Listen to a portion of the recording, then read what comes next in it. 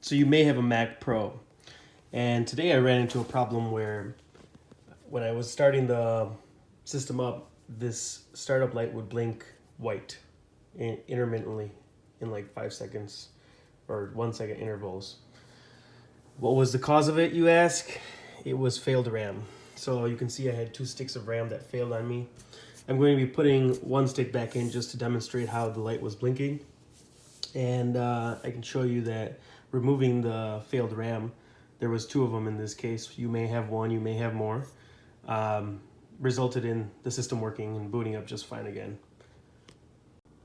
So I'll be starting up the system and you can see it blink due to the failed RAM. So if you have this issue, it's important to note that so you have 2 RAM riser cards, A and B. And in here, the DIMM 3 and 4 are not reading failed RAM. So had I put the failed RAM in slot 3 and 4, the computer would just ignore it and it would show that I have, as much RAM besides the failed RAM, which in my case was 10 gigs, working, but it wouldn't cause the blinking light. However, I switched the failed RAM to DIMM 2 and the working RAM to DIMM 3, and it shows the blinking light. So now I'm going to turn off the system and remove the failed RAM from DIMM 2, put the good one back in, or just leave it where it is, and you'll see it works fine.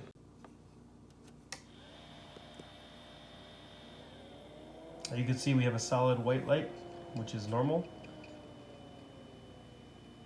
You hear the Mac startup sound, and you can see here that I removed the DIMM 3 and 4 failed RAMs, and the system boots up just fine.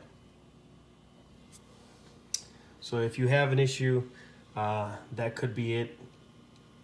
Another issue to mention is that sometimes this battery right here, it's a standard battery that comes in remotes like the Apple TV remote and whatnot, and that could fail as well, anywhere from 2 to 10 years of life after installation it has.